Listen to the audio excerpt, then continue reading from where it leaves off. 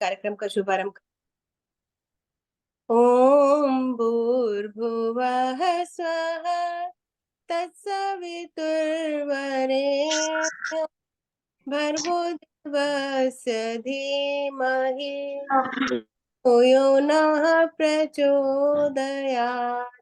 ओम भूर्भुवः स्वः तत्सवितुर्वरेण्यं भर्गो देवस्य धीमहि धियो यो नः प्रचोदयात्। ओम भूर्भुवः स्वः तत्सवितुर्वरेण्यं भर्गो देवस्य धीमहि धियो यो नः प्रचोदयात्। ओमकार प्रभु तेरा नाम, गुण गावे संसार तमाम। प्राण स्वरूप प्राणों से प्यारा, दूर दुखों के करने हारा। सुख स्वरूप सुखों के दाता, अंत न कोई तुम्हारा पाता। सारे जग को पैदा करता, सबसे उत्तम पाप का हरता। हे ईश्वर हम तुझे ध्यावे, पाप कर्म के पास न जावे। बुद्धि करो जीवन हो हमारा निर्मल। ओम ओम। आइए एक छोटा सा प्रभु स्तुति का गीत। तू ही इष्ट मेरा, तू ही देवता है, तू ही बंधु मेरा, तू ही पिता है। नहीं चाहना है कोई और, तुझे चाहता हूँ यही चाहना है। तू इष्ट मेरा, तू ही देवता है, तू ही बंधु मेरा, तू ही पिता है। राह ढूंढ है तुझको कब से जमाना, और दर्द दिल की दवा है। तू ही इष्ट मेरा, तू ही देवता है, तू ही बंधु मेरा, तू ही पिता है। खतावार है ऐ तू है, दुनिया में देखता है। तू ही इष्ट मेरा, तू ही देवता है, तू ही बंधु मेरा, तू ही पिता है। जहानत से हम देखे न मगर तू हमें घड़ी देखता है। तू ही इष्ट मेरा, तू ही देवता है, तू ही बंधु मेरा, तू ही पिता है। बहुत कोशिशें, बहुत सिर खपाए, समझ में न आया कि संसार क्या है।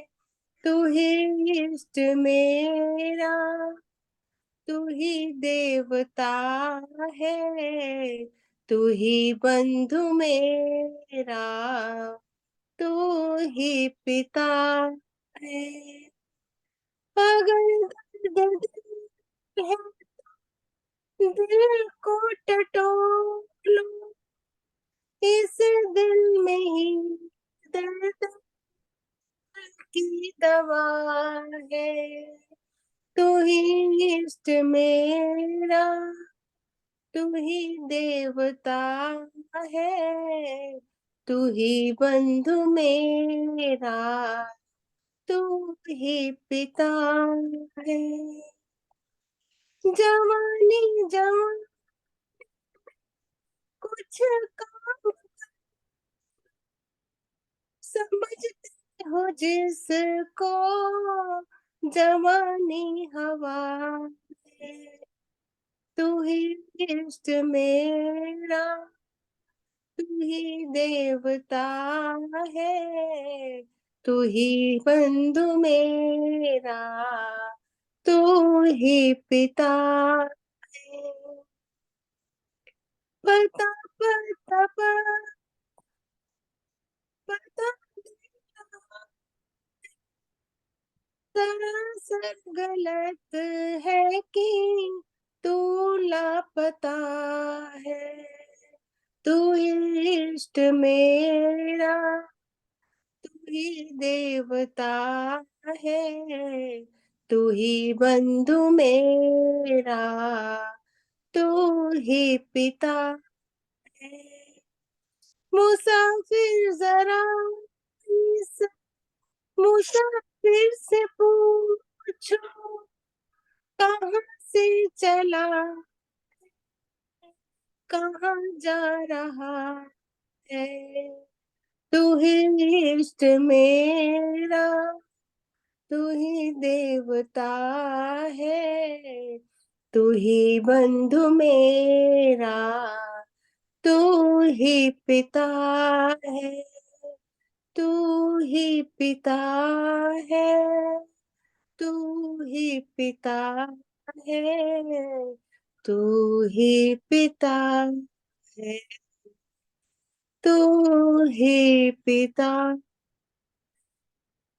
बस ठीक ओम। है। मंच में आदरणीय जितेंद्र जी को सौंपती हूँ। बहुत बहुत धन्यवाद आदरणीय आशा जी, बहुत सुंदर तरीके से गायत्री मंत्र के उच्चारण के साथ आज का कार्यक्रम आपने प्रारंभ कराया और बहुत सुंदर ईश्वर भक्ति का गीत, ईश्वर स्तुति का गीत और आर्य मुसाफिर जी का लिखा हुआ पत्ता पत्ता तेरा दे रहा पता है, सरासर गलत है कि तू लापता है। वह परमपिता परमात्मा सृष्टि का प्रत्येक कण उसकी गवाही दे रहा है कि ये इतने सुंदर पदार्थ जिस परमपिता परमात्मा ने बनाए हैं, अवश्य ही कोई ऐसी सत्ता है। तो बहुत सुंदर गीत के साथ आज के कार्यक्रम को अपने प्रारंभ किया। आर्य केंद्रीय सभा नगर निगम क्षेत्र फरीदाबाद के इस साप्ताहिक सत्संग में आप सभी का स्वागत, हृदय से धन्यवाद, ज्वाइन करने के लिए अभिनंदन। प्रत्येक शुक्रवार शाम 4 बजे से 5:30 बजे तक यह कार्यक्रम होता है। आप सभी इस कार्यक्रम के साथ में नियमित रूप से जुड़ते हैं। आप सभी का पुनः पुनः हार्दिक अभिनंदन, स्वागत और धन्यवाद। आइए भजनों की श्रृंखला को आगे बढ़ाएं और उसके पश्चात आदरणीय मुकेश शास्त्री जी का भजनोपदेश हमें सुनने के लिए मिलेगा। शास्त्री जी उपस्थित हो चुके हैं कार्यक्रम में, उनका भी बहुत स्वागत और धन्यवाद समय देने के लिए। मेरी प्रार्थना आदरणीय माता रजनी पिपलानी जी से, वे कृपया आएं और अपना भजन रखें, आदरणीय रजनी पिपलानी जी। और इसके बाद में कृष्णा गांधी जी कृपया तैयार रहेंगे।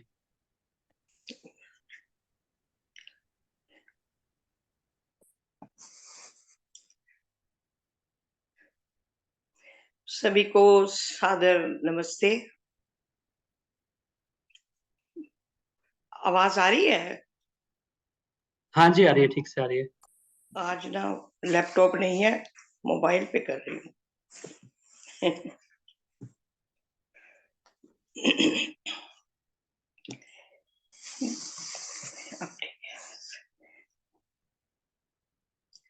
एक प्रभु भक्ति का भजन प्रस्तुत कर रही हूँ। दाता कहीं नया पुसा सारे जहान में, दाता कहीं नया पुसा सारे जहान में, पाताल में नहीं न कहीं आसमान में, दाता कहीं नया पुसा सारे जहान में।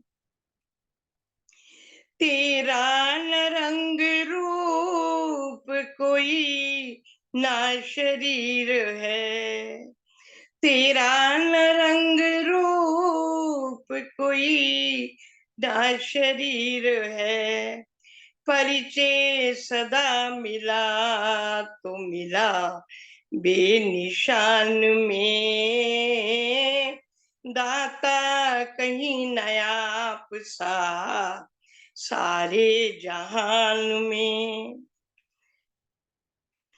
कहते हैं सब समीप तुझे, फिर भी तू दूर है, कैसी विडंबना है तेरी आन बान में, दाता कहीं नायाब सा सारे जहान में, पाताल में नहीं न कहीं आसमान में, दाता कहीं नायाब सा सारे जहान में।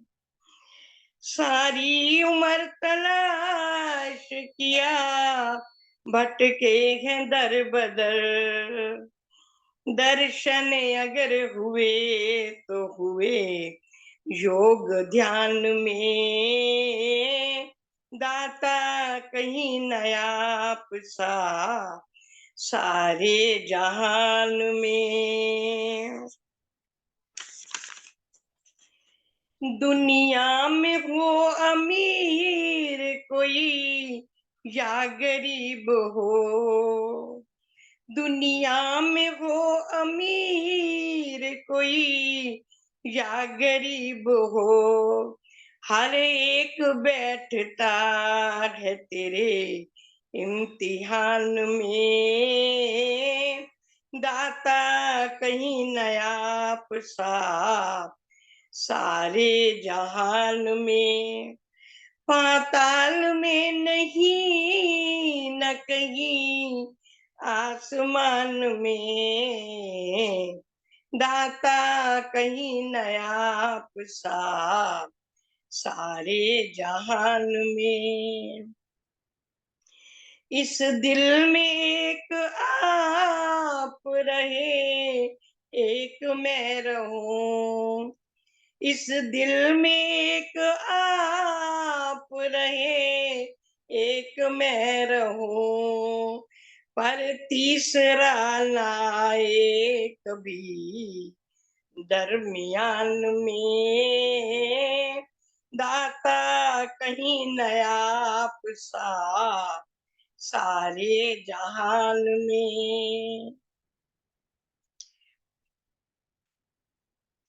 महिमा है बेशुमार तेरे गुण अपार है, महिमा है बेशुमार तेरे गुण अपार है, गिन ले पथिक मजाल है किसकी जबान में, गिन ले पथिक मजाल है किसकी जबान में, दाता कहीं नायाब सा सारे जहान में, पाताल में नहीं न कहीं आसमान में, दाता कहीं नायाब सा सारे जहान में।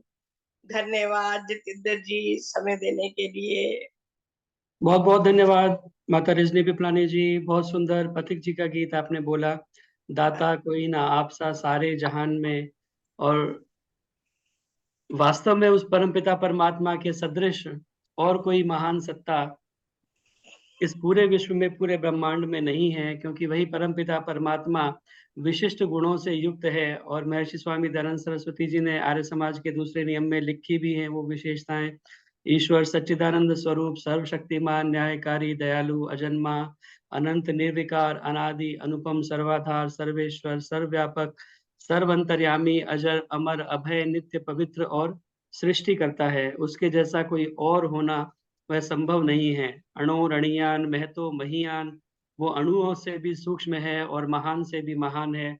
उस परमपिता परमात्मा की बहुत सुंदर स्तुति आपने गीत के माध्यम से की, और पथिक जी के गीत एक से बढ़कर एक सुंदर, बहुत सुंदर तरीके से आपने उसे गाया। बहुत धन्यवाद। आइए आगे बढ़ते हुए मेरी प्रार्थना आदरणीय कृष्णा गांधी जी से, वो कृपया आए अपना भजन रखें। उससे पूर्व एक बार आप सभी का पुनः स्वागत, जो इस कार्यक्रम के साथ में आज बहुत सारे गणमान्य लोग जुड़े हुए हैं। आदरणीय उषा सूद जी वैदिक मोहन आश्रम से, माता राज लूथरा जी, द्रौपदी तनेजा जी, संतोष शर्मा जी उमाश्रय से, कृष्णा भाटिया जी, गीता बिरमानी जी, साधना मित्तल जी, वेद प्रभा जी, सुदेश मनचंदा जी, सविता जी, पुष्पा आर्या जी, कांता चावला जी, सुदर्शन चौधरी जी, उषा सेठी जी, भाई सत्यभूषण आर्य जी भी इस कार्यक्रम के साथ जुड़े हैं। उनका भी बहुत स्वागत और धन्यवाद। कार्यक्रम के साथ जुड़ने के लिए सुभाष गेरा जी पुणे से, शशि कोहली जी थाईलैंड से, निर्मल विरमानी जी पंचकुला से, उषा सेठी जी केशवपुरम से, सुमित्रा गुप्ता जी, आप सभी का ज्वाइन करने के लिए पुनः पुनः बहुत धन्यवाद। आदरणीय कृष्णा गांधी जी कृपया अपना भजन रखें, और उसके पश्चात संतोष शर्मा जी ओमाश्रय से जुड़ी हुई हैं, वो तैयार रहे। इसके बाद मुझे चांस देना जितेंद्र जी। आदरणीय, मेरी आवाज आ रही है? हाँ जी, आ रही है। आदरणीय धर्मनिष्ठ कर्मनिष्ठ जतिंदर जी, आपका बहुत ही सुंदर और सुव्यवस्थित कार्यक्रम चल रहा है। मेरे को बहुत ही अच्छा लगता है। मैं आपकी अप्रत्यक्ष लिसनर हूँ, तो आज मैंने ज्वाइन भी किया है। पहले मैं विदेश चली गई थी, 1-2 बार पहले भी मैंने किया था, तो आज जो है आपने चलो मेरे को मौका भी दिया, आपका बहुत बहुत धन्यवाद। और मेरे से पहले कृपलानी जी ने भी बहुत अच्छा जो है वो भजन बोला है। उसी कड़ी में आज मैं भी प्रभु भक्ति का भजन बोल रही हूँ।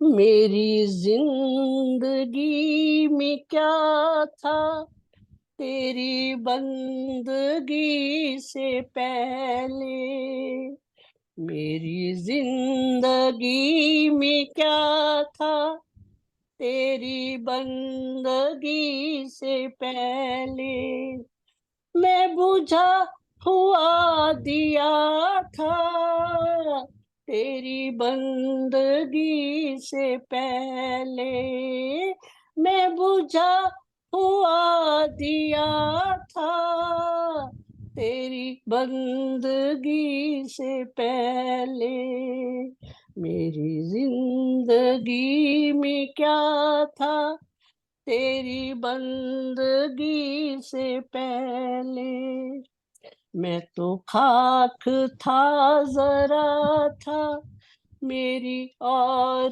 क्या थी हस्ती, मैं तो खाक था जरा था मेरी और क्या थी हस्ती, यूं था पेड़ खा रहा था तूफान में जैसे कश्ती, यूं था पेड़ खा रहा था तूफान में जैसे कश्ती, मैं भटक रहा था दर दर तेरी बंदगी से पहले, मैं भटक रहा था दर दर तेरी बंदगी से पहले, मैं बुझा हुआ दिया था तेरी बंदगी से पहले,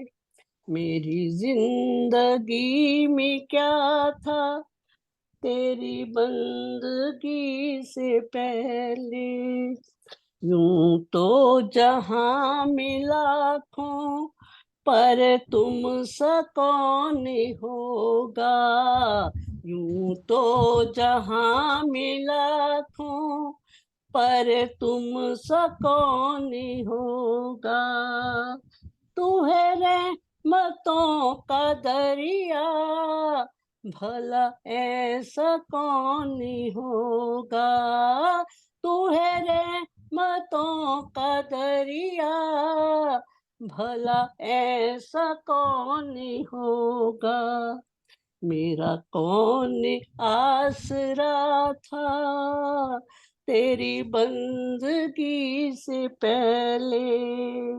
मैं बुझा हुआ दिया था तेरी बंदगी से पहले। मेरी जिंदगी में क्या था तेरी बंदगी से पहले। मैं था इस जहां में ऐसे जैसे खाली सीप होती। मैं था इस जहां में ऐसे जैसे खाली सीप होती। मेरी बढ़ गई है कीमत तूने भर दिए जो मोती। मेरी बढ़ गई है कीमत तूने भर दिए जो मोती। मुझे कौन पूछता था तेरी बंदगी से पहले। मुझे कौन पूछता था तेरी बंदगी से पहले। मैं बुझा हुआ दिया था तेरी बंदगी से पहले। मेरी जिंदगी में क्या था तेरी बंदगी से पहले। गर तू जो मेहरबान है तो जहां भी मेहरबान है।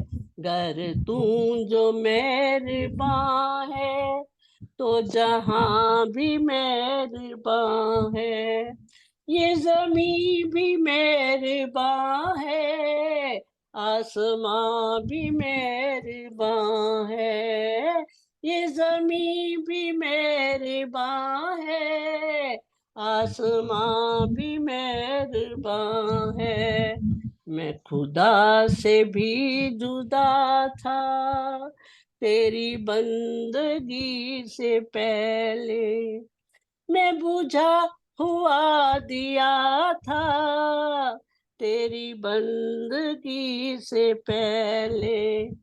मेरी जिंदगी में क्या था तेरी बंदगी से पहले। गर तू जो मेहरबान है तो जहां भी मेहरबान है। गर तू जो मेहरबान है तो जहां भी मेहरबान है। ये जमीन भी मेहरबान है, आसमां भी मेहरबान है। ये जमीन भी मेहरबान है, आसमां भी मेहरबान है। मैं खुदा से भी जुदा था तेरी बंदगी से पहले। मैं बुझा हुआ दिया था तेरी बंदगी से पहले। तेरी रहमतें बड़ी हैं, दाता भी तू बड़ा है। तेरी रहमतें बड़ी हैं, दाता भी तू बड़ा है। तेरी रहमतों ने मुझको हीरा बना दिया है। तेरी रहमतों ने मुझको हीरा बना दिया है।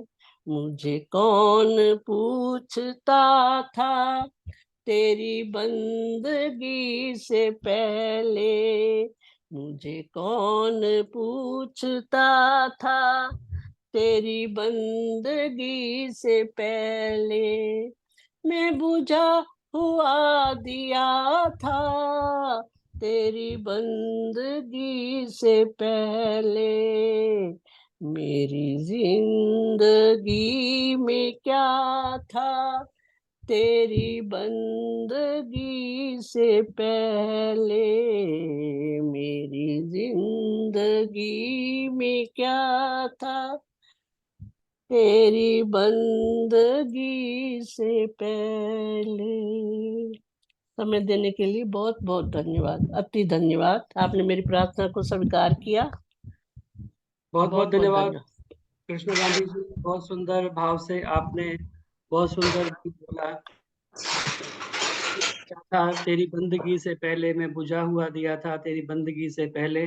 और वास्तव में उस परमपिता परमात्मा की बंदगी से, उसकी भक्ति से हमें जो प्राप्त होता है, कहा जाता है कि जिस पे तेरा करम नहीं होता वह कभी मोहतरिम नहीं होता, जिस पे तेरा करम नहीं होता वह कभी मोहतरिम नहीं होता। पा लिया राज जिंदगी जिसने, उसे मरने का गम नहीं होता। खुश जो तेरी रजा में रहता है, उसको गम में भी गम नहीं होता।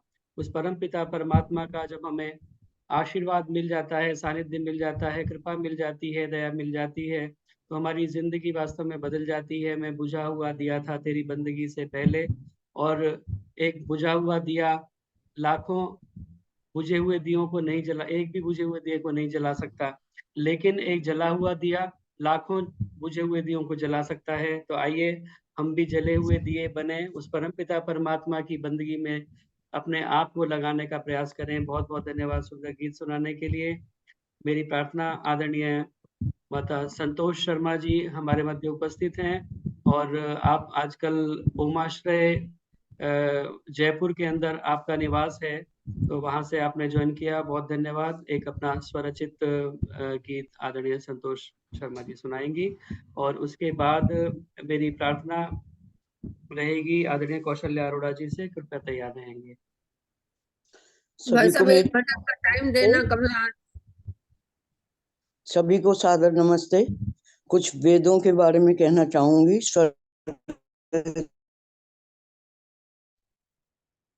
आपका माइक म्यूट हो गया है संतोष शर्मा जी, एक बार माइक ऑन कर लीजिए वापस।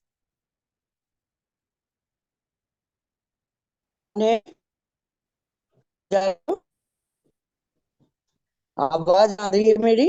हाँ जी, आ रही है। वेदों के बारे में कुछ स्वरचित लिखना चाह रही हूँ। वेद है सागर जान के, अपनी बुझा लो प्यार। वेद है सागर जान के, अपनी बुझा लो प्यास। ये अमृत का जान है, पढ़ो सत्यार्थ प्रकाश। रे आर्यों पढ़ो सत्यार्थ प्रकाश। वेद पठन पाठन करो, उत्तम है ये विचार। वेद पठन पाठन करो, उत्तम है ये विचार। सकल ज्ञान भंडार है, अपने वेद ये चार। रे आर्यों अपने वेद ये चार। लौटे वेदों की ओर हम, सुधर जाएगा। लौटे वेदों की ओर हम, सुधर जाएगा। कल सुंदर हो जाएगा, कह गए ऋषि महाराज। रे आर्यों कह गए ऋषि महाराज। उलझे मूर्ति पूजा में, होकर ज्ञान विहीन। उलझे मूर्ति पूजा में, होकर ज्ञान विहीन।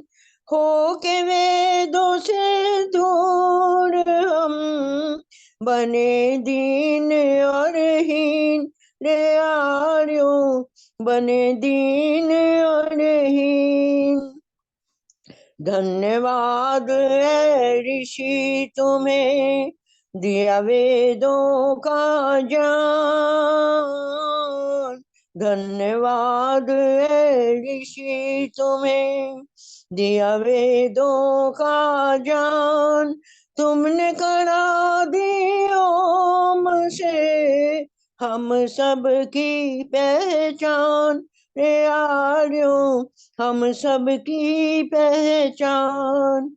वेदों से अनभिज थे, इससे बढ़ा पाखंड। वेदों से अनभिज थे, इससे बढ़ा पाखंड। महर्षि ने किया खंड खंड पाखंड। रे आर्यों खंड खंड पाखंड। हम कर रहे शुभ काम ये, मन में है संतोष। हम कर रहे शुभ काम ये, मन में है संतोष। गायत्री का मंत्र तो हरता मन के दोष। रे आर्यों हरता मन के दोष। जले वेदों की ज्योति सदा, ओम ध्वजा हो हाथ।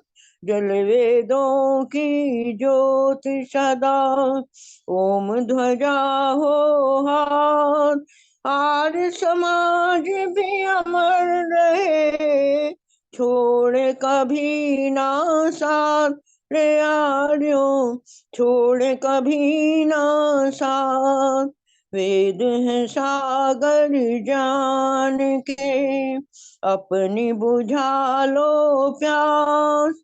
ये अमृत का ज्ञान है, पढ़ो सत्यार्थ प्रकाश। रे आर्यों पढ़ो सत्यार्थ प्रकाश, पढ़ो सत्यार्थ प्रकाश।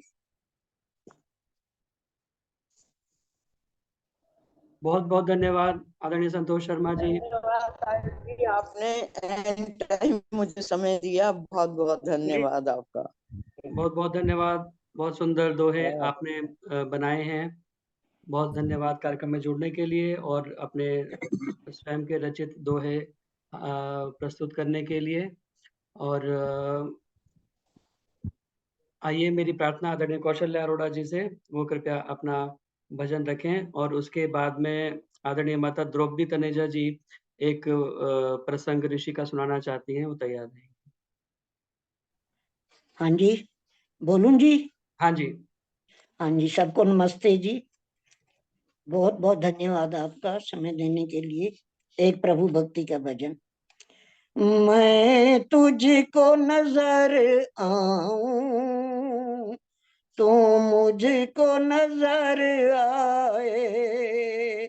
मैं तुझको नजर आऊं, तू मुझको नजर आए। है मन में यही भगवन प्यारी सी आशाएं। मैं तुझको नजर आऊं, तू मुझको नजर आए। मेरे लिए मेरे दाता तुम सबसे मूल्यवान हो। नहीं चाहिए खुशियां जग की, खुशियों का तू जहान है। तुझे पाकर पूरी हुई मेरी सब इच्छाएं। है मन में यही भगवन प्यारी सी आशाएं। मैं तुझको नजर आऊं, तू मुझको नजर आए। है मन में यही भगवन प्यारी सी आशाएं, मैं तुझको नजर आऊं। तेरी हर ऊंचाई का प्रभु मैंने किया एहसास है, तुम पर कोई तो निश्चय मेरा कोई विश्वास है। देती जो मुझे ताकत, देती जो मुझे ताकत है तेरी शिक्षाएं, है मन में यही भगवन प्यारी सी आशाएं। इतना गहरा स्नेह है, दिल तेरी महिमा लिखता है। नैनों में बसे हो तुम, तेरे सिवा कोई ना दिखता है। तू ज्ञान सूर्य मुझ पर पावन किरणें बरसाए, है मन में यही भगवन प्यारी सी आशाएं। मैं तुझको नजर आऊं, तू मुझको नजर आए, है मन में यही भगवन प्यारी सी आशाएं। मैं तुझको नजर आऊं, तुम मुझको नजर आए। धन्यवाद जी, बहुत बहुत धन्यवाद समय देने। बहुत बहुत धन्यवाद कौशल्या अरोड़ा जी, सुंदर गीत प्रस्तुत करने के लिए। मैं तुझको नजर आऊं तू मुझको नजर आए। और पिछली बार विमलेश बंसल जी ने इस विषय पर अपना उद्बोधन रखा था कि ईश्वर का प्रत्यक्ष संभव है, असंभव नहीं। तो हम ईश्वर को प्रत्यक्ष कर सकें, यही आपके गीत का मुख्य भाव है कि मैं तुझको नजर आऊं तू मुझको नजर आए। वो परमात्मा तो सबको देखता है क्योंकि वो अंतर्यामी है, सर्वव्यापक है, लेकिन हम उस परमात्मा का प्रत्यक्ष नहीं कर पाते, उसके लिए हमें प्रयास करना पड़ता है। तो बहुत सुंदर प्रार्थना आपने गीत के माध्यम से रखी कि हम उस परमात्मा का प्रत्यक्ष कर सकें, उसे देख सकें। बहुत बहुत धन्यवाद सुंदर गीत सुनाने के लिए। मेरी प्रार्थना मेरी बारी कब आएगी जतेंद्र जी? मेरी बारी कब आएगी? 1 महीना हो गया पूरा।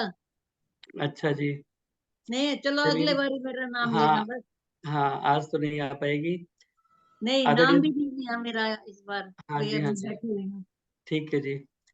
मेरी प्रार्थना भाई आदरणीय साहब अगली माता। बार मेरा भी नाम लिख लेना, कमला हंस। अच्छा जी, कभी मेरी बारी नहीं प्रार्थना आएगी। आदरणीय द्रौपदी तनेजा जी से कृपया आए और एक प्रसंग महर्षि स्वामी दयानंद सरस्वती के जीवन का आप सुनाएंगे।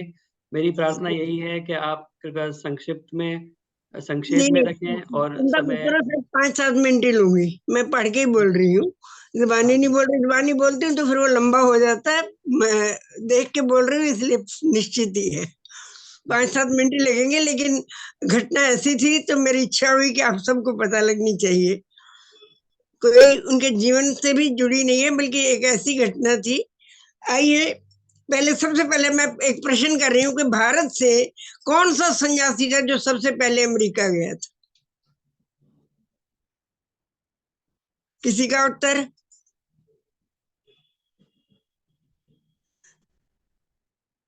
हम सब ज्यादातर ये जानते हैं कि स्वामी विवेकानंद सबसे पहले भारत से अमेरिका में हिंदू धर्म का प्रचार करने गए थे।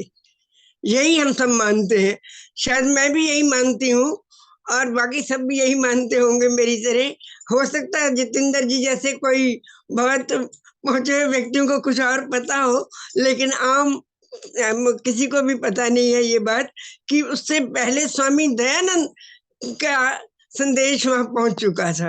स्वामी दयानंद, आप सब हैरान होंगे ये जानकर कि स्वामी दयानंद का संदेश और उनकी फोटो सबसे पहले अमेरिका में पहुंची थी। विवेकानंद तो उसके 15 साल बाद गए थे और विवेकानंद को तो वो तो अपने धर्म प्रचार के लिए अपनी मर्जी से गए थे। और ये जो खबर है ये अंग्रेजों ने खुद अमेरिका में पहुंचाई थी, ये सबसे विशेष बात है। तो आइए मैं उसी की चर्चा आपसे करने जा रही हूँ। कोई स्वामी जी के जीवन के बारे में ज्यादा कुछ नहीं बता रही, वो तो आप सब जानते हैं। उस घटना के बारे में मुझे अच्छी लगी, मैंने सब कुछ ज्ञान होना चाहिए और हमें प्राउड भी होना चाहिए इस बात का, इसीलिए मैंने इस घटना को आपको सुनाने का निश्चय किया है। पता नहीं जितेंद्र जी ने तो शायद पहले सुन रखी होगी, ये बड़े ज्ञानवान है, इनका तो मैं कोई मुकाबला नहीं कर सकती। देखिए जी, भारत का वह कौन सा सन्यासी, महात्मा, योगी, सुधारक, विचारक था जिसका फोटो अमेरिका की किसी मैगजीन में सबसे पहले छपा था? ये प्रश्न किया गया। वैसे अधिकांश लोग ये उत्तर देंगे कि स्वामी विवेकानंद। शायद वे जानने से पहले, शायद ये जानने से पहले मैं भी यही उत्तर देती, परंतु ये उत्तर सही नहीं है कि स्वामी विवेकानंद का वहां नाम सबसे पहले हुआ था। आपको जानकर आश्चर्य होगा कि महाराष्ट्र अकोला के भाई राहुल आर्य जी ने जो नए ऐतिहासिक दस्तावेज ढूंढे हैं, उसके आधार पर इतिहास का ये स्वर्णिम अध्याय प्रकाश में आया है। अमेरिका में जिस भारतीय सन्यासी, विचारक, महात्मा, सुधारक, देशभक्त, योगी की चर्चा सर्वप्रथम हुई, वह थे महर्षि दयानंद सरस्वती। ये जानकारी अमेरिका की फ्रैंक लेस्ली द्वारा की संडे मैगजीन में सन 1878 में छपी थी। ये सूचना सन 1878 में छपी थी और वहां की एक मैगजीन में ही उनकी फोटो आई थी। ये बहुत आश्चर्य की बात है कि स्वामी जी तो कभी विदेश गए ही नहीं, उन्हें अंग्रेजी आदि विदेशी भाषा भी नहीं आती थी, वे किसी विदेशी संस्था, शक्ति सभा के समर्थक, प्रशंसक व कृपा पात्र भी नहीं थे, तो भी उनकी महिमा समुद्र पार अमेरिका तक जा पहुंची। इसे संडे मैगजीन में बताया गया है। कई महीने पूर्व प्रयाग से प्रकाशित होने वाली अंग्रेजी समाचार पत्र कई महीने पूर्व प्रयाग से प्रकाशित होने वाला अंग्रेजी समाचार पत्र द इंडियन ट्रिब्यून में लिखा गया था कि आर्य समाज इस शताब्दी का उल्लेखनीय धार्मिक आंदोलन है। अब तक भारत में आर्य समाज के लगभग 47 आर्य समाज स्थापित हो चुकी हैं, परंतु पंडित लेखराम जी ने उस समय बताया था कि 47 नहीं 50 स्थापित हो चुकी है। कारण ये था कि पंडित लेखराम जी जहाँ जाते थे वो खुद ही वहां एक आर्य समाज स्थापित करके ही आते थे, इसलिए शायद उन्होंने 50 का कहा था, क्योंकि 2-3 समाज वो खुद ही स्थापित कराए होंगे उन्हीं दिनों। तो उन्होंने कहा कि नहीं, 50 स्थापित हो चुकी थी दिसंबर 1878 तक। संडे मैगजीन का लेखक लिखता है, ऋषि दयानंद कोई नवीन मत पंथ चलाना नहीं चाहते थे, वे तो वेदों के विशुद्ध आस्तिकतावाद को संदेश देते थे।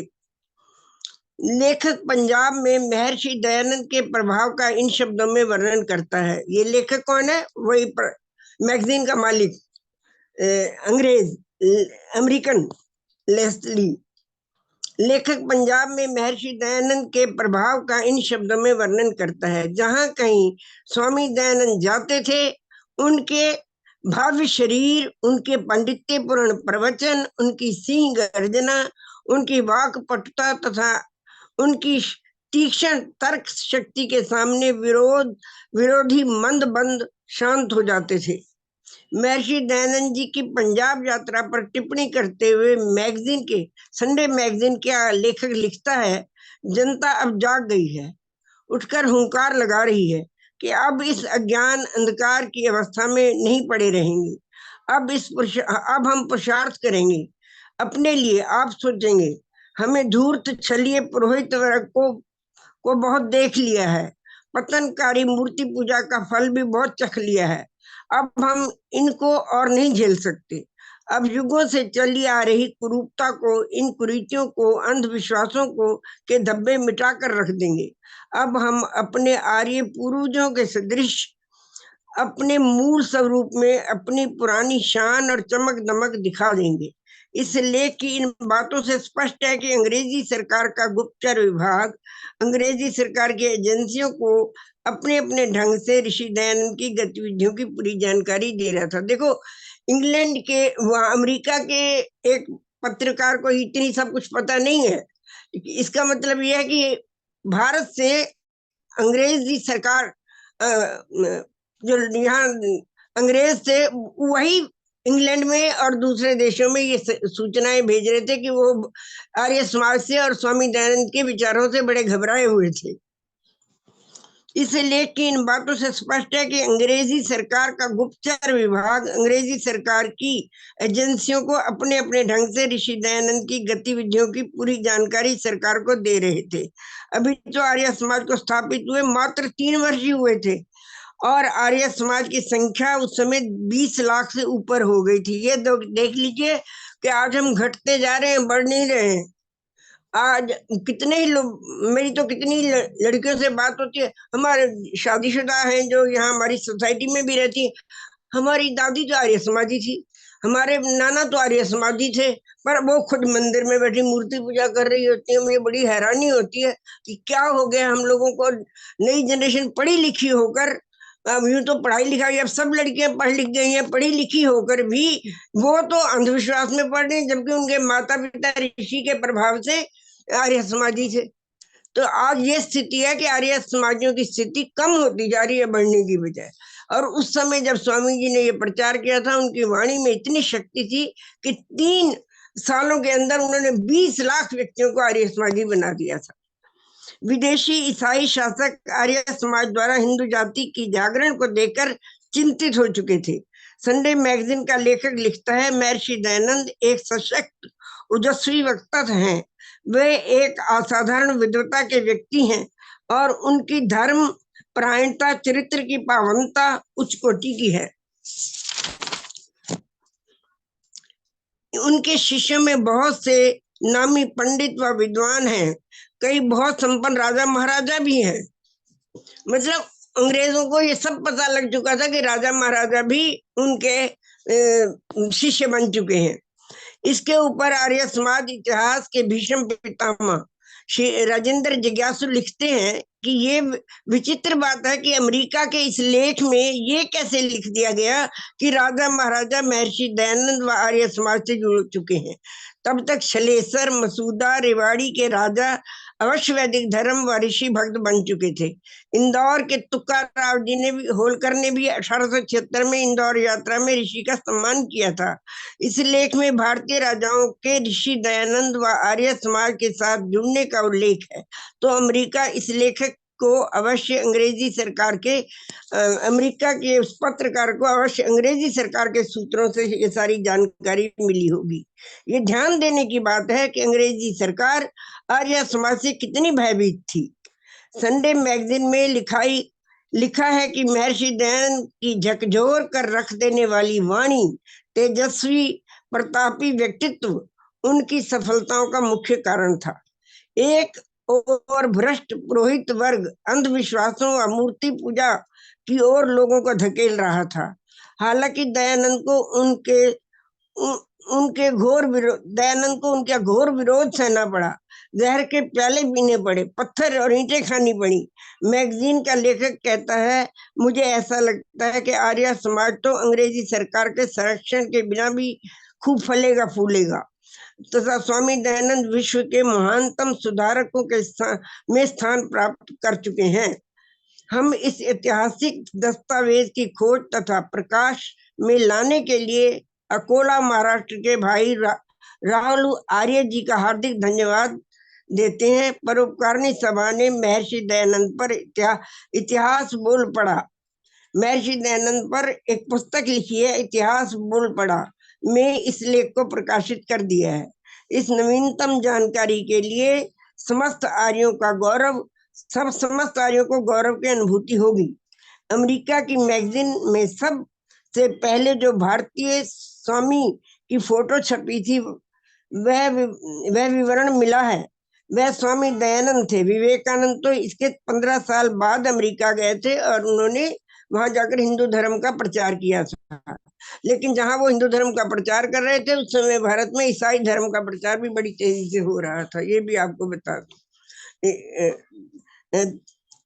इसके हाँ, धन्यवाद। इतना ही मैंने जो पढ़ा था वो आप सबके सामने रख दिया, इसलिए कि मैं सबको इस बात की जानकारी होनी चाहिए और गर्व होना चाहिए कि स्वामी दयानंद के लिए कितना सम्मान था उस मैगजीन के लेखक के लिए, जिसने इतने सुंदर शब्दों में उनके जीवन की चर्चा की है। शायद हम लोग भी इतने सुंदर शब्द इस्तेमाल नहीं करते जितने उसने किए हैं। तो मुझे ये पढ़कर बड़ी प्रसन्नता हुई और मेरी इच्छा हुई कि मैं जल्दी से जल्दी किसी और को भी सुनाऊं। तो मैंने आपका समय लिया, धन्यवाद। कहाँ गए? बहुत बहुत धन्यवाद माता द्रौपदी तनेजा जी, बहुत सुंदर प्रसंग आपने सुनाया कि महर्षि स्वामी दयानंद सरस्वती का नाम स्वामी विवेकानंद से कई वर्ष पहले वहाँ अमेरिका में पहुंच चुका था।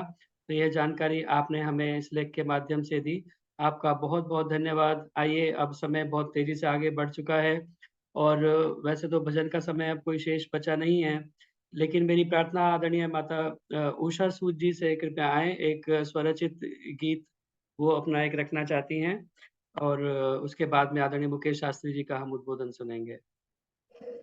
सभी नमन, सभी लिंक से जुड़े सभी आत्माओं को मेरा नमन। आचार्य जी, आप भजन सुनते हैं और मैंने बड़ी कोशिश की कि भजन लिखूं। पहले लिखती थी, अब बोल नहीं सकती, लेकिन फिर भी मैंने कोशिश की है, मैंने लिखा है। और अगर कोई गलती हो तो क्षमा कीजिए। ज्यों प्याजन के पात पात में प्याज ही रहता साथ, गजब की बात है। ज्यों प्याजन के पात पात में प्याज ही रहता साथ, गजब की बात है। ज्यों चलती फिरती सांस सांस में रहता प्रभु का साथ, गजब की बात है। ज्यों चलती फिरती सांस सांस में रहता प्रभु का साथ, गजब की बात है, गजब की बात है। चप्पा चप्पा ढूंढ लिया है, छान लिया है, कोना कोना कोना कोना। चप्पा चप्पा ढूंढ लिया है, छान लिया है, कोना कोना कोना कोना।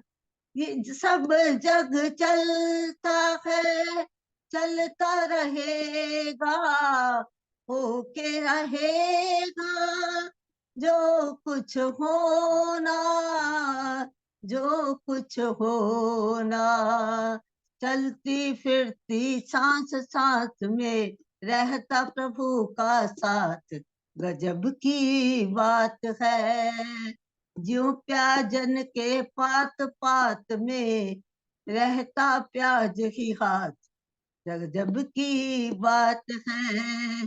ज्यों प्याजन के पात पात में रहता प्याज का साथ, गजब की बात है। कितना निराला जग का है स्वामी, घट घट व्यापक अंतर्यामी, अंतर्यामी। मुझ में तुझ में उसमें हम में रहता केवल बन के साथी, बन के साथी। मुझ में तुझ में उसमें हम में रहता केवल बन के साथी, बन के साथी। तेरी क्या है बात गजब का, तेरा मेरा साथ गजब की बात है। ज्यों प्याजन के पात पात में प्याज ही रहता साथ, गजब की बात है।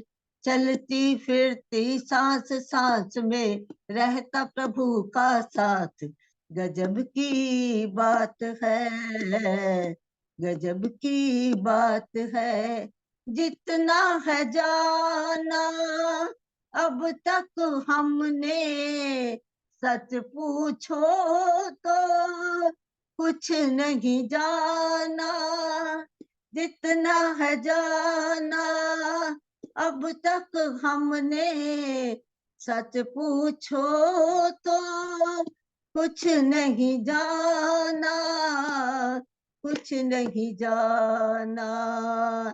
हम सब हैं केवल राही, ये जग है हम सबका ठिकाना, सबका ठिकाना।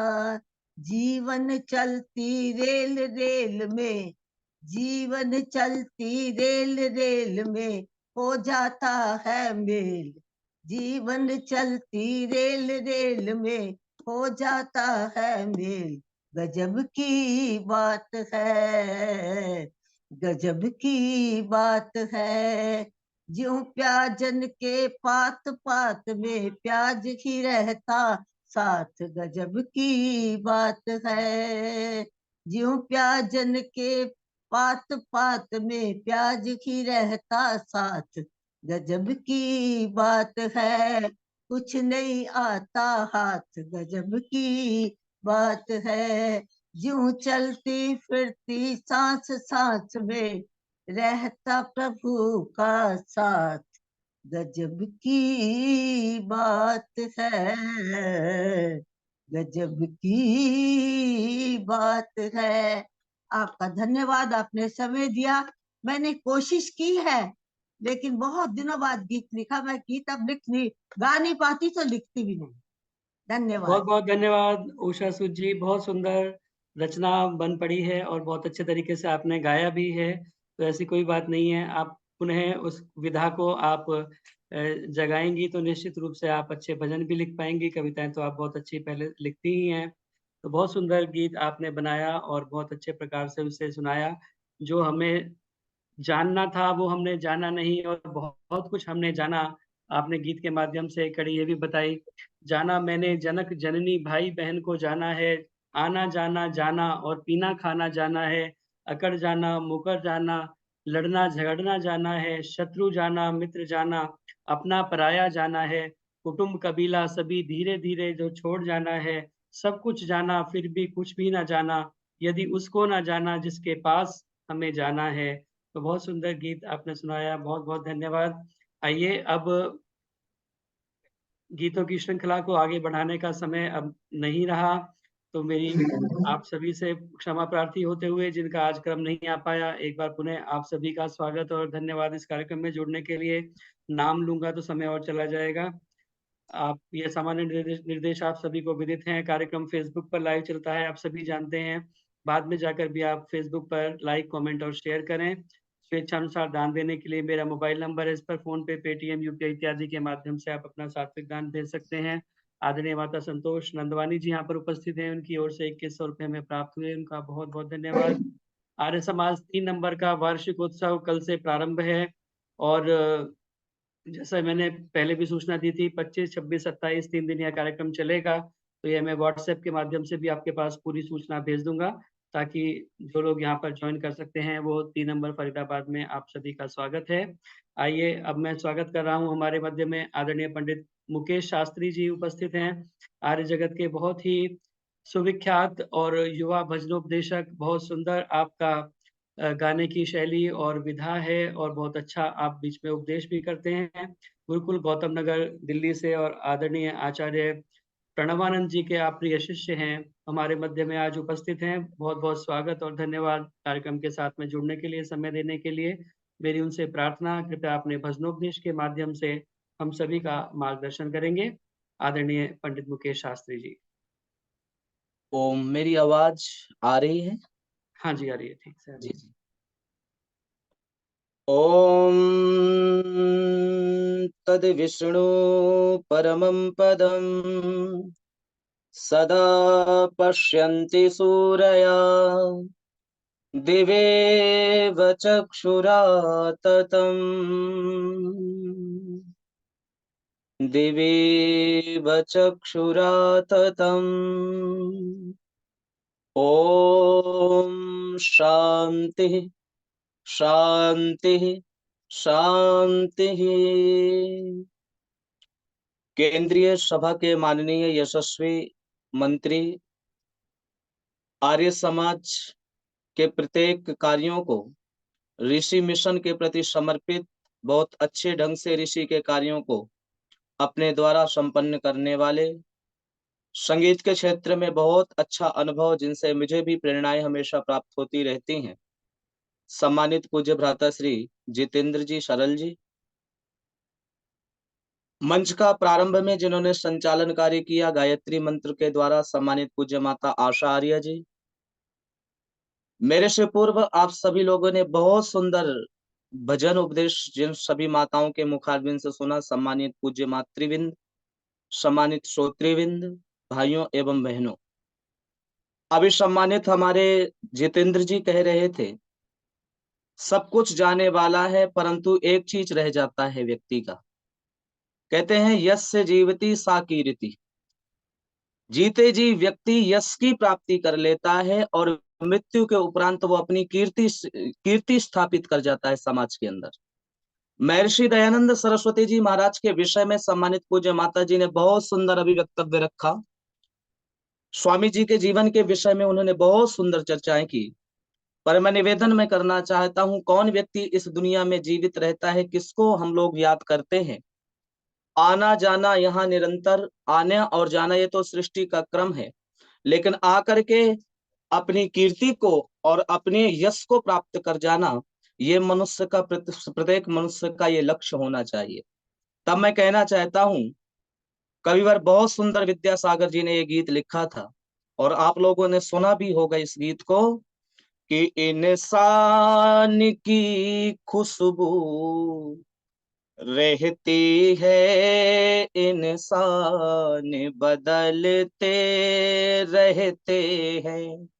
इंसान की खुशबू रहती है, इंसान बदलते रहते हैं। दरबार लगा ही रहता है, दरबार लगा ही रहता है, दरबार बदलते रहते हैं। इंसान की खुशबू रहती है, इंसान बदलते रहते हैं। जो हिम्मत वाले मांझी है कब डरते हैं तूफानों से। जो हिम्मत वाले मांझी है कब डरते हैं तूफानों से। तूफानों से भी डरना क्या, तूफानों से भी डरना क्या, तूफान बदलते रहते हैं। दरबार लगा ही रहता है, दरबान बदलते रहते हैं। इंसान की खुशबू रहती है, इंसान बदलते रहते हैं। ये मेला है बस 2 दिन का, कुछ ले चलिए कुछ दे चलिए। ये मेला है बस 2 दिन का, कुछ ले चलिए कुछ दे चलिए। यहाँ दिलों की हुकूमत चलती है, सुल्तान बदलते रहते हैं। इंसान की खुशबू रहती है, इंसान बदलते रहते हैं। और अंत में कवि ने गागर में सागर भरने का कार्य किया है। और क्या लिखा? और उन्होंने ये लिखा कि विद्या सागर तू पागल है जो मरता है वरदानों पर। विद्या सागर तू पागल है जो मरता है वरदानों पर। बलिदानी जिंदा रहते हैं, वरदानी जिंदा रहते हैं, वरदान बदलते रहते हैं। इंसान की खुशबू रहती है, इंसान बदलते रहते हैं। दरबार लगा ही रहता है, दरबार बदलते रहते हैं। मैंने अभी आप सभी के मध्य में कविवर विद्यासागर जी की रचना को प्रस्तुत किया और मैंने क्या कहा कि इंसान की खुशबू रहती है, इंसान बदलते रहते हैं। ये मेला है बस 2 दिन का, कुछ ले चलिए कुछ दे चलिए। और विद्यासागर तू पागल है जो मरता है वरदानों पर, बलिदानी जिंदा रहते हैं, वरदान बदलते रहते हैं। ध्यान दीजिएगा, राष्ट्र के अंदर उसको याद किया जाता है जो समाज और राष्ट्र के प्रति कार्य करता है। कभी पूछना महर्षि दयानंद सरस्वती जी महाराज से, किस प्रकार से उन्होंने राष्ट्र की उन्नति के लिए, समाज की उन्नति के लिए अपने आप की भी आहुति दे दी और क्या कहा, इदं न मम, जो कुछ भी है संपूर्ण मैं अपना ये जीवन गुरुदेव मैं आपके कथनानुसार मैं इस राष्ट्र के लिए बोलो निछावर कर रहा हूं। और कहना मैं चाहता हूं उसी ऋषि दयानंद सरस्वती जी के महाराज के विषय में पूज्य माता तनेजा जी अभी कह रही थी, बहुत सुंदर चर्चा कर रही थी। पर मैं कहना चाहता हूं हुए तो बहुत से पुरुष हैं यू दुनिया में, पर ऋषि तुझ जैसा ढूंढ लेना हमारे बस में नहीं है। ऋषि ने जो बात हमको बतलाई है उस पर यदि हम चलें तो ध्यान दीजिएगा घर स्वर्ग बन सकते हैं। महर्षि ने सर्वप्रथम क्या कहा, माता कैसी होनी चाहिए, उन्होंने माता के ऊपर बहुत ज्यादा जोर दिया और क्या कहा, प्रशस्ता धार्मिकी विदुषी माता विद्यते यस्सा मातृमा। कहते हैं कि माँ जितनी शिक्षित होगी उतनी ही संतान योग्य होगी। और उन्होंने क्या कहा कि पहली तो माता ही होती है। भगत सिंह को भी बनाने वाली उसकी माँ विद्यावती थी। और ध्यान दीजिएगा, कभी याद कीजिएगा, ऋषि दयानंद सरस्वती जी महाराज की भट्टी से तपा हुआ वो नगीना, वो हमारे महर्षि से प्रेरणा प्राप्त आदरणीय अर्जुन सिंह जी के पौत्र जो आप सभी जानते हैं भगत सिंह जी के विषय में, उसको भी बनाने वाला कोई और नहीं, उनकी माँ विद्यावती थी। और निवेदन मैं करना चाहता हूं, इस राष्ट्र को स्वतंत्र कराने में, राष्ट्र की आजादी में सर्वाधिक यदि किसी ने योगदान दिया है तो संगठन, उस संस्था का नाम आर्य समाज। और कहना चाहता हूं मेरे पूज्य गुरुदेव डॉक्टर सारस्वत मोहन मनीषी जी ने इन पंक्तियों को लिखा था कि किसने फूल खिलाए हैं शमशानों में, धूल गिरा दी पत्थर के भगवानों में, कौन बेचता रहा दूध में खानों में, आग लगा दी मजहब की दुकानों में, किसने लख ली मानवता की लाज है, कोई और नहीं वो आर्य समाज है, कोई और नहीं वे आर्य समाज है।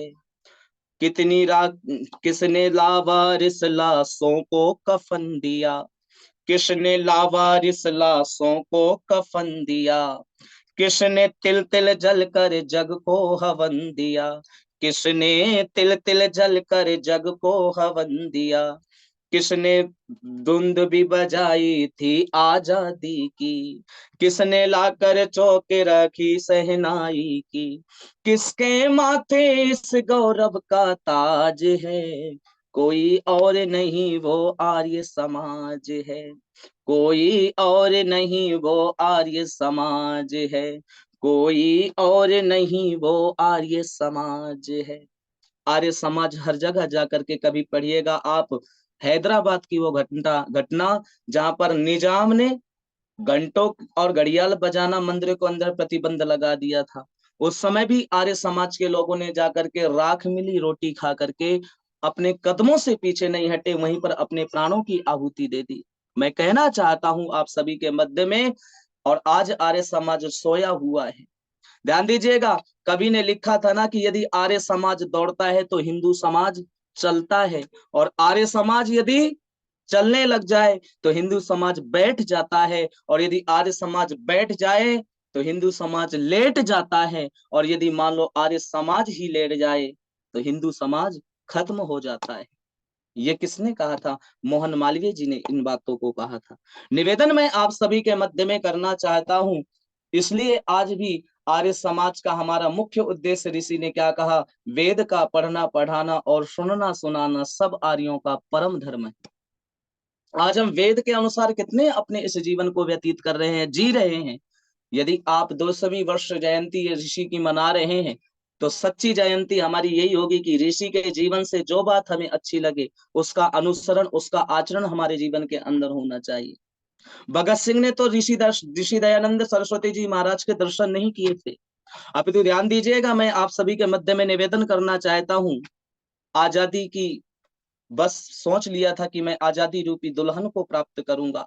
माँ विद्यावती पहुंच गई है जेल के अंदर, सेंट्रल जेल के अंदर पहुंच गई है। आज बेटा 25 वर्ष 23 वर्ष का वो नौजवान फांसी पे चढ़ने वाला है।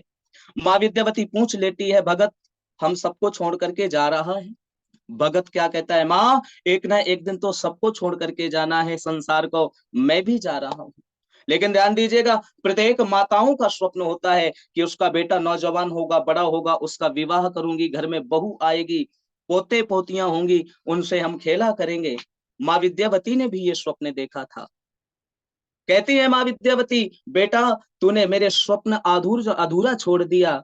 भगत सिंह पूछ लेता है कि माँ तेरा स्वप्न कौन सा है जो मैंने अधूरा छोड़ दिया, उसको साकार नहीं कर पाया?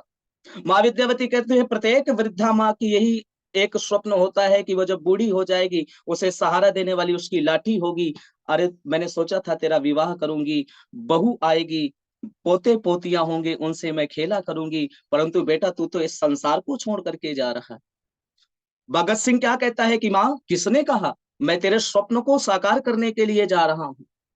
मैं जा करके तुझे, रोज तो घोड़ियों पे चढ़ करके रोज लाते हैं दुल्हन, उन दुल्हनों को कौन याद करता है? 2 दिन याद कर लेता है, 3 दिन याद करता है, लेकिन मैं जिस दुल्हन को लेने जा रहा हूँ उस दुल्हन को सदियां याद करेंगी, युग याद करेंगे, ऐसी मैं दुल्हन को लेने जा रहा हूँ। और क्या कहते हैं कि माँ तू रो मत। माँ विद्यावती से कहते हैं कि तू न रोना कि तू है भगत सिंह की माँ, मर के भी लाल तेरा मरेगा नहीं,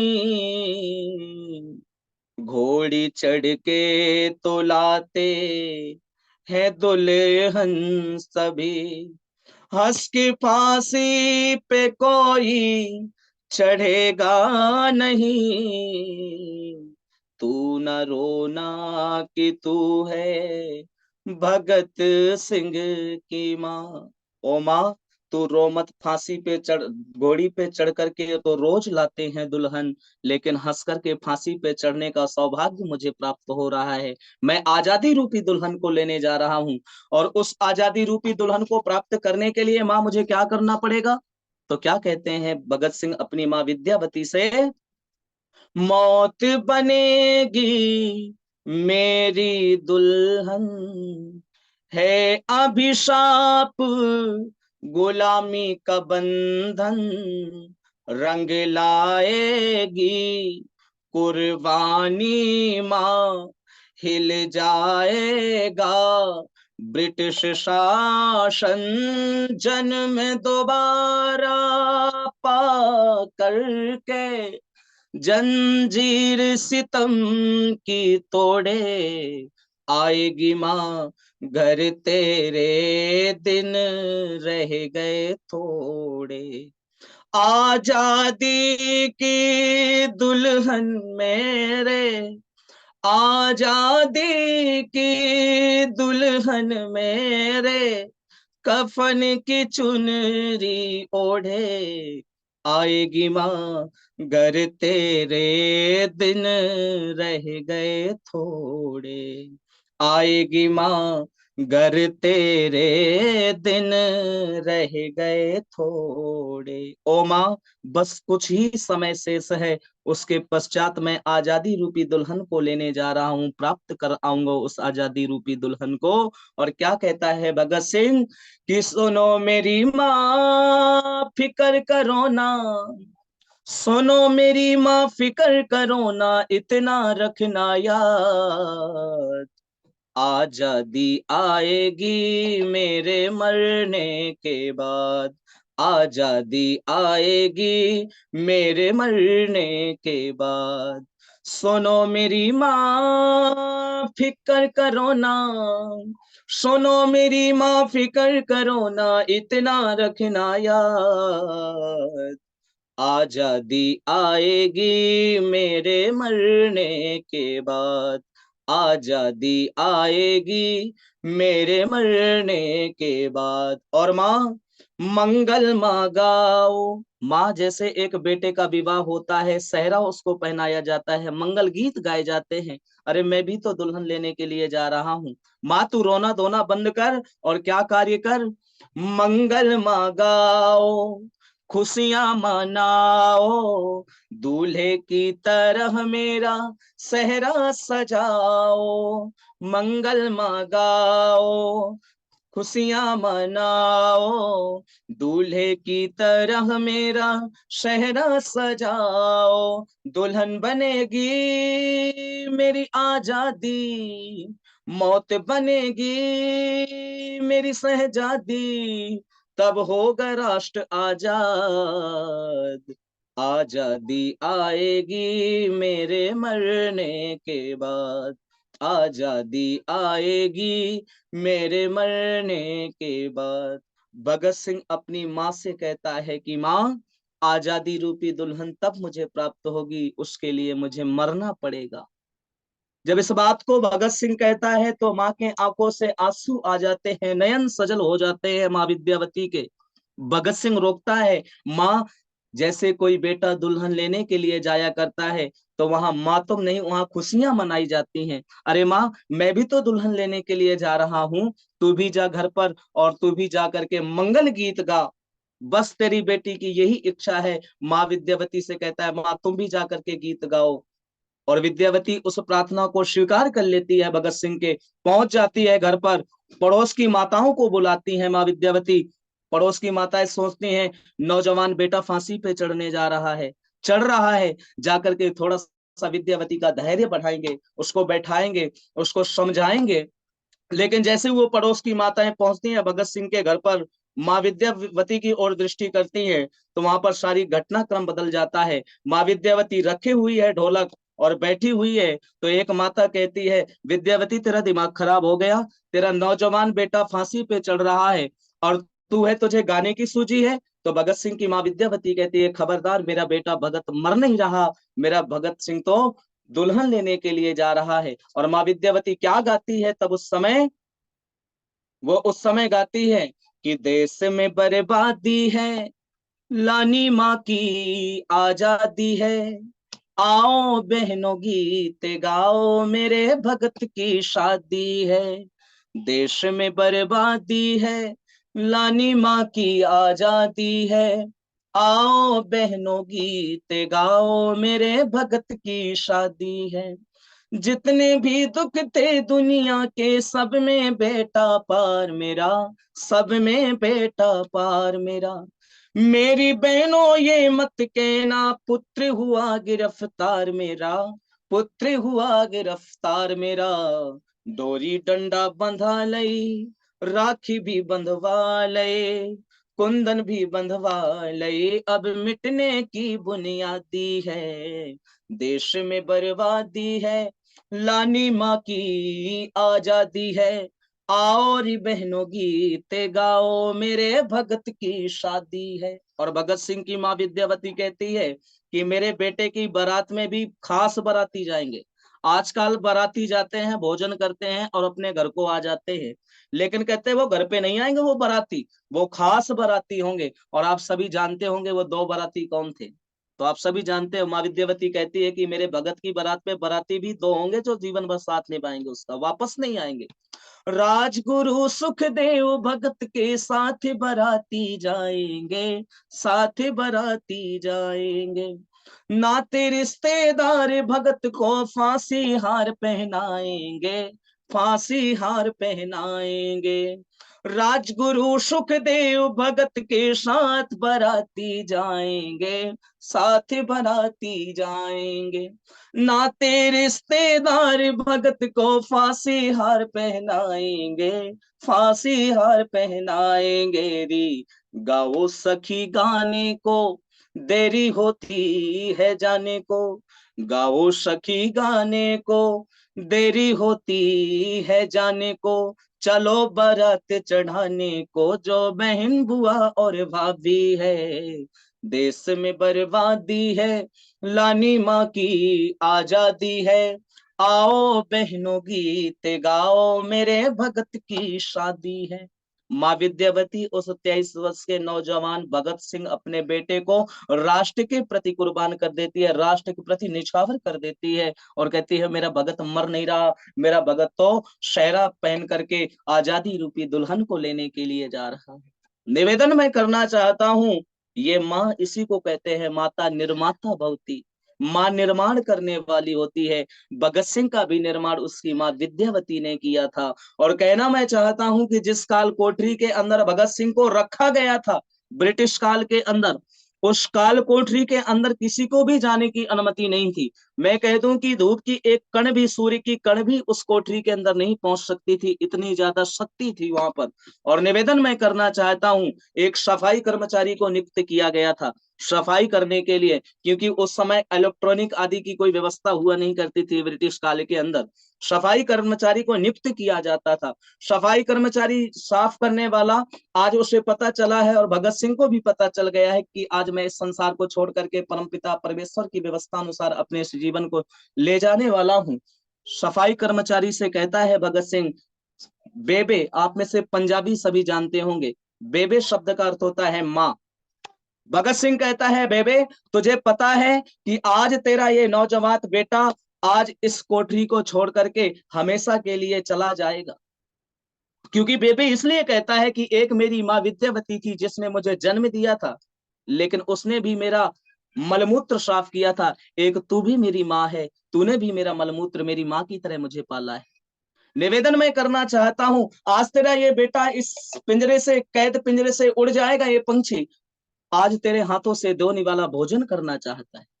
साफ सफाई करने वाला व्यक्ति कहता है भगत सिंह, तो मेरे द्वारा बनाया गया भोजन या मेरे हाथों से खाया हुआ भोजन तुम खाओगे तो तुम्हें स्वर्ग अर्थात मोक्ष की प्राप्ति नहीं, मुक्ति नहीं मिलेगी। आर्य समाज के सिद्धांत थे जिस ऋषि के, वो भगत सिंह कहता है बेबे, एक बेटा मरने के लिए सम्मुख खड़ा हो, मौत उसके मध्य में खड़ी हो, मरने ही वाला हो, उस समय यदि उसकी माँ अपने हाथों से दो निवाला भोजन उस बेटे को करा दे तो ही उसे स्वर्ग अर्थात मोक्ष की प्राप्ति होती है। माँ तू मुझे करा तो सही। वो साफ सफाई करने वाला भोजन करा रहा है भगत सिंह को और मन ही मन में सोच रहा है, विचार कर रहा है, मैं साफ सफाई करने वाला बेबे का मन व्याकुल था, माता के संबोधन को वो भुला सके ये मुमकिन था। कितने भोलेपन से उसने अंतिम इच्छा बतलाई, जाति धर्म भुला सब मेरे हाथों से रोटी खाई। उस पल मुझको ऐसा लगा जैसे वो कृष्ण कन्हैया हो, उस पल मुझको ऐसा लगा जैसे वो कृष्ण कन्हैया हो। अरे पल भर मुझ में ऐसा लगा जैसे मुझ में यशोदा मैया हो। लौटा दे जो लाल मेरा तो उसकी झोली भर दूंगी, जिसे जन्मा है भगत के बदले उसे निछावर कर दूंगी। मन ही मन में जाने वो क्या क्या सोच रही थी, टिप टिप गिरते आंखों से आंसू को पोंछ रही थी। अनायास ही कानों में एक स्वर आकर के बोला, और वो स्वर आप सभी जानते हैं, क्या स्वर बोला, मेरा रंग दे बसंती चोला, मेरा रंग दे बसंती चोला, मेरा रंग दे बसंती चोला, मेरा रंग दे बसंती चोला, ओ मेरा रंग दे, आज रंग दे, मेरा रंग दे बसंती चोला, मेरा रंग दे बसंती चोला, मेरा रंग दे बसंती चोला। आजादी को चले बिहाने दीवानों की टोलियां, खून से अपने लिख देंगे हम इंकलाब की बोलियां, हम वापस लौटेंगे लेकर, हम वापस लौटेंगे लेकर आजादी का डोला, माए मेरा रंग दे बसंती चोला, माए रंग दे बसंती चोला, मेरा रंग दे बसंती चोला, माए मेरा रंग दे, मेरा रंग दे, मेरा रंग दे बसंती चोला, माए रंग दे बसंती चोला। वो 23 वर्ष का नौजवान बस यही कहता है, माँ रंग दे बसंती चोला, माए मेरा रंग दे बसंती चोला। जेलर आता है, ब्रिटिश शासन का जो अधिकारी था जेलर, और कहता है भगत सिंह एक काम करो, माफी मांग लो, अपने इस मस्तिष्क को सिलेंडर कर दो, हम तुम्हें छोड़ देंगे। तो क्या कहते हैं भगत सिंह, उसे जवाब देते हैं, तेरी फिरौनियत की है तो बस औकात इतनी, तेरी फिरौनियत की है तो बस औकात इतनी, बहाकर बेगुनाहों का लहू इतराना आता है, गुरूरे बेखबर ये बात तुझको कौन समझाए, ये सर आर्य का झुक ही नहीं सकता जिसे कट जाना आता है, ये सर झुक ही नहीं सकता जिसे कट जाना आता है। और पहुंच जाता है फांसी के फंदे को चूमता हुआ भगत सिंह कहता है, आजादी रूपी दुल्हन मैं तुझे प्राप्त तो कर गया, ए आजादी रूपी दुल्हन मैं सतलज नदी को बह गया, पूछ मत तेरी जुदाई दिल में कैसे सह गया, है शहादत की खुशी और जाते जाते दुख भी है, शहादत अर्थात मैं वीर गति को प्राप्त हो रहा हूं, बलिदान मेरा हो रहा है, उससे तो मुझे बहुत सुख की अनुभूति हो रही है शहादत की खुशी और जाते जाते दुख भी है, हाय आजादी तेरा घूंघट उठाना रह गया, हाय आजादी तेरा घूंघट उठाना रह गया, हाय आजादी तेरा घूंघट उठाना रह गया। और तब मैं कविवर कुमार विश्वास साहब के माध्यम से लिखे हुए वो पंक्तियां निवेदित करना चाहता हूं। उन्होंने लिखा था कि झेलम दिया लहरा बोल उठी, झेलम दिया लहरा बोल उठी, झेलम दिया बहरा बोल उठी, गजला दिया बहरा बोल उठी, पिंडा विच उठी पुकारा जब खुद शहरा शहरा बोल उठी, पिंडा विच उठी पुकारा जब खुद शहरा शहरा बोल उठी, सोए मुल्क विच बलिदाना दा, सोए मुल्क विच बलिदाना दा शुरू किया जगराता, ओ वीर भगत सिंह वे तेरे नाल जुड़ गया नाता, ओ वीर भगत सिंह वे तेरे नाल जुड़ गया नाता, ओ वडे वीर साडे साडी एक ही भारत माता, ओ वीर भगत सिंह वे तेरे नाल जुड़ गया नाता, ओ वीर भगत सिंह वे तेरे नाल जुड़ गया नाता। निवेदन मैं करना चाहता हूँ, इस प्रकार से बलिदानी जिंदा रहते हैं, वरदान बदलते रहते हैं। और वो कश्मीर की घटना मुझे याद आती है, वतन के जो सेवक हैं उनकी पूजा की जाए, तो निवेदन मैं करना चाहता हूँ, राष्ट्र और उन्नति करेगा। कश्मीर के अंदर 2 वर्ष हुए हैं उसके विवाह को, इंडियन आर्मी का वो नौजवान तैनात है कश्मीर के अंदर, छोटा सा एक बेटा हो गया है ईश्वर की कृपा से, बूढ़े माँ बाप हैं, बहन है, सारा दिन वो नौजवान ड्यूटी करता है और शाम में जाकर के एक एटीएम मशीन है, उस मशीन से 100 रुपए निकालता है, निकाल करके पुनः अपनी ड्यूटी पर तैनात हो जाता है। सारा दिन नौजवान ड्यूटी करता है, शाम में फिर आकर के उस एटीएम से 100 रुपए निकालता है, पुनः अपनी ड्यूटी पर तैनात हो जाता है। लेकिन जो एटीएम पर नियुक्त किया गया था गार्ड, वो भी जानता है कि ये राष्ट्र के रक्षक हैं, इस देशभक्त से मैं प्रश्न कैसे करूं, लेकिन साहस करके पूछ लिया, साहब आप तो जानते हैं कि मैं आपको रोज देखता हूं, आप सारा दिन ड्यूटी पर तैनात रहते हैं, राष्ट्र की रक्षा करते हैं, शाम में पुनः ड्यूटी से आकर के इस एटीएम से 100 रुपए निकालते हैं, साहब आप जितना चाहे उतना एक बार में निकाल सकते हैं।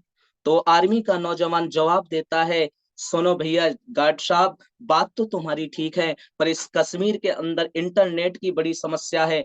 मेरे घर में मेरा विवाह 2 वर्ष हुआ है, मेरा छोटा सा बेटा है, मेरे माँ बाप बूढ़े हैं, बात नहीं हो पाती। मैं सारा दिन यदि वहां पर ड्यूटी करता हूँ और शाम में आकर के 100 रुपए निकालता हूँ, तो मेरे 100 रुपए निकालने के पश्चात मेरी पत्नी मेरे पिता के माध्यम में जाकर के एक मैसेज पहुंचता है, उससे मेरी पत्नी अपने आप को समझ लेती है कि मैं अभी सौभाग्यवती हूँ, अभी मेरा सुहाग जीवित है। मेरा पिता, वो बूढ़ा पिता समझ लेता है कि अभी मेरा सहारा, अभी मेरी लाठी जीवित है। जिस दिन मेरे इस एटीएम से उस मेरी पत्नी मेरे पिता के फोन पर एसएमएस नहीं जाएगा, उस दिन मेरी पत्नी समझ जाएगी आज मेरा सुहाग मुझे छोड़ करके चला गया। आज उस दिन वो मेरा पिता सोच लेगा आज मेरे हाथों की जो लाठी थी वो टूट गई। निवेदन मैं करना चाहता हूँ, तब किसी ने कहा था, कुमार विश्वास साहब ने लिखा था और क्या कहा था कि है नमन उनको कि जो इस देह को अमरत्व देकर, है नमन उनको कि जो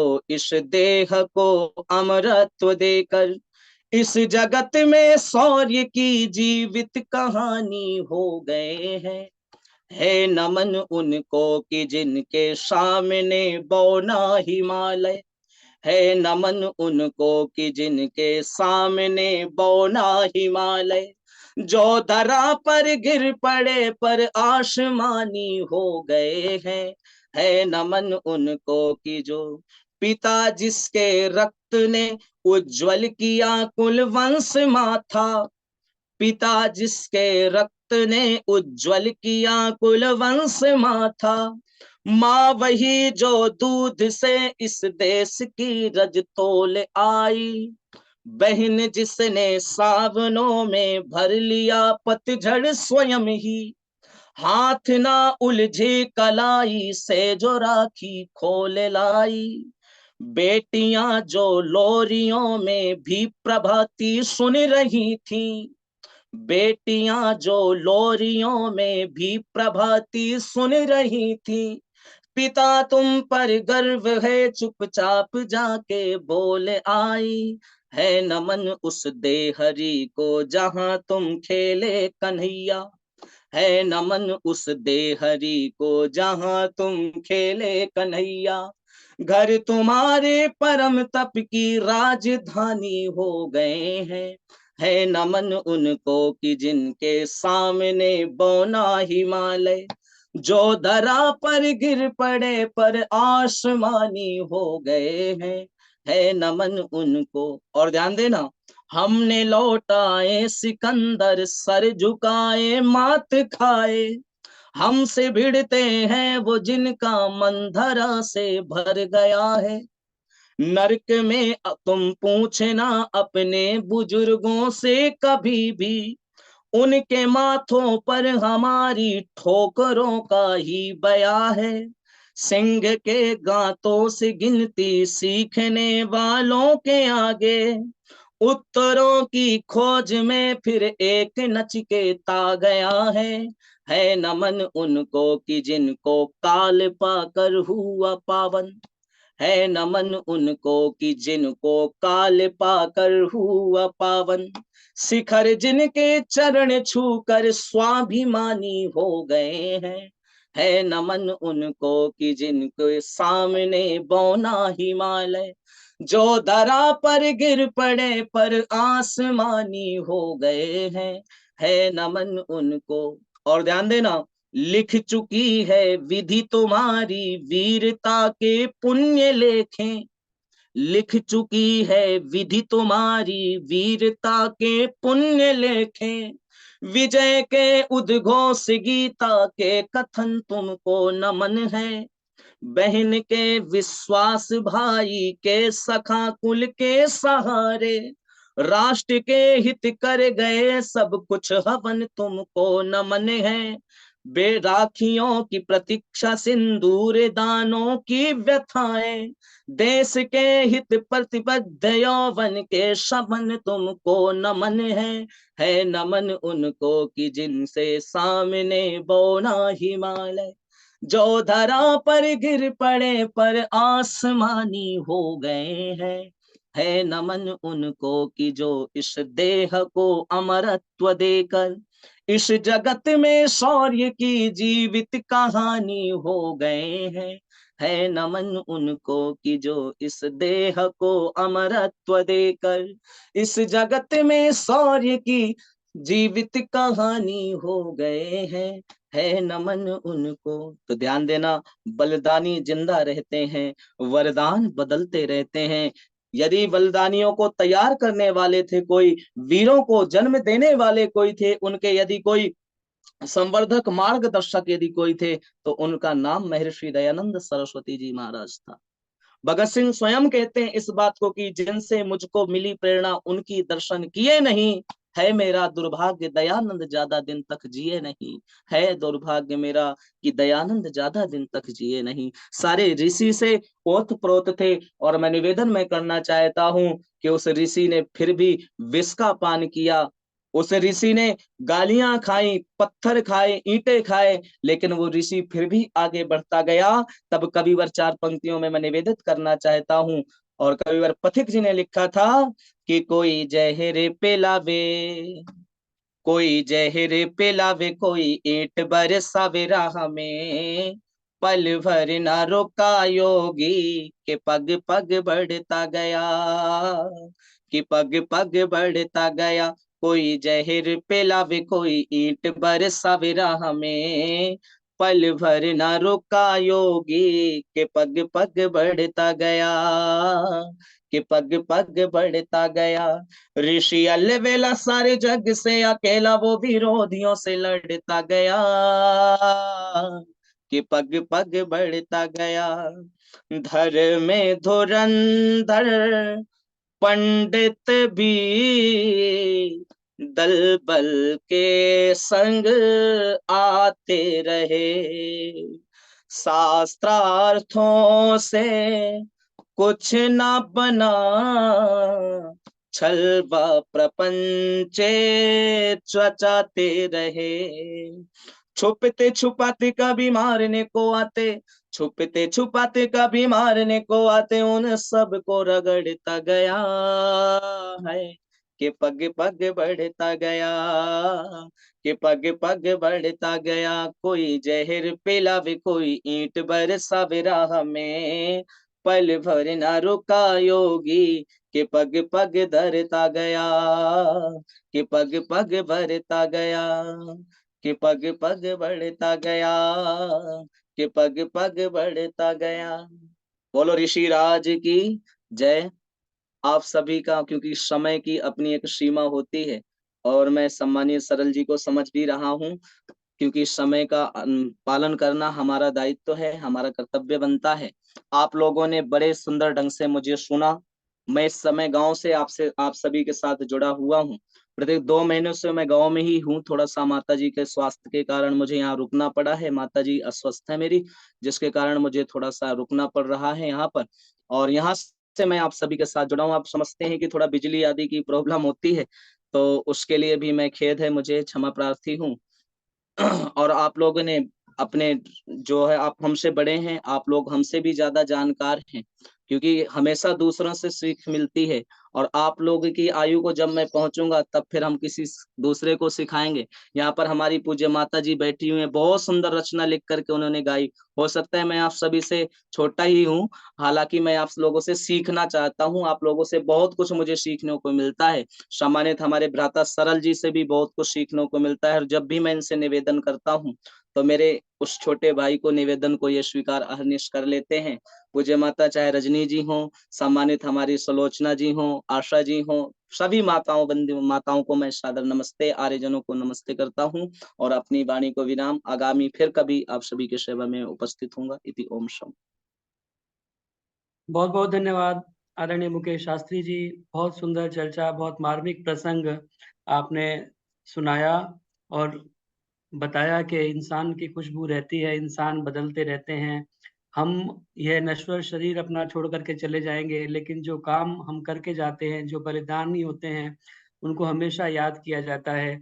शहीदों की चिताओं पर लगेंगे हर बरस मेले, वतन पर मिटने वालों का यही बाकी निशान होगा। तो उनको हमेशा याद किया जाता है। कीर्ति यस्य से जीवति जिसकी कीर्ति है संसार के अंदर, वो कभी छोड़ करके जाया नहीं करते, वो हमेशा इस संसार के अंदर रहते हैं। तो हम भी इस प्रकार का कुछ कार्य अपने जीवन में करके जाएँ, ताकि बाद में लोग हमें याद कर सकें, हमारी भी खुशबू इस संसार के अंदर रह सके। यही प्रेरणा आपके इस भजनोपदेश के माध्यम से हमें प्राप्त होती है। हम अपने जीवन में इसे उतारने का प्रयास करें और जो कुछ सुना है समश्रुतेन गमे महिमा श्रुतेन विराधिषि, उसे अपने जीवन में उतारने का प्रयास करें। आइए, समय बहुत आगे बढ़ चुका है। शांति पाठ करके आज के सत्र का जी, समापन 500 करेंगे। रुपए मेरी तरफ से दे देना। हाँ जी? 500 रुपए मेरी तरफ से जी। मुकेश जी को दे देना। जी, जी, बहुत धन्यवाद। 500 रुपए आदरणीय माता रजनी विप्लानी जी की ओर से आदरणीय मुकेश शास्त्री जी के लिए प्राप्त हुए। आइए अब शांति पाठ करके सत्र का समापन करें और उसके बाद में 2-3 मिनट के लिए मंच खुला रहेगा। अनौपचारिक रूप से हम चर्चा कर पाएँगे। शांति पाठ। ॐ द्यौः शान्तिरन्तरिक्षं शान्ति पृथिवी शान्तिरापः शान्तिरोषधयः शान्तिः वनस्पतयः शान्तिर्विश्वे देवाः शान्तिः ब्रह्म शान्तिः सर्वं शान्तिः शान्तिरेव शान्तिः सामा शान्तिरेधि। ॐ शान्तिः शान्तिः शान्तिः। जय घोष के लिए अपने माइक ऑन कर सकते हैं। जो बोले सो अब है, सत्य सनातन वैदिक धर्म की जय। जय मर्यादा पुरुषोत्तम भगवान श्री रामचंद्र की जय योगेश्वर भगवान श्री कृष्णचंद्र की जय विरजानंद की जय युग प्रवर्तक महर्षि प्रवर देव दयानंद की जय भारत माता की जय गौ माता का पालन करे समाज हमारे समाज अमर रहे वेद की ज्योति जलती रहे का झंडा ऊंचा रहे प्रणव ध्वनि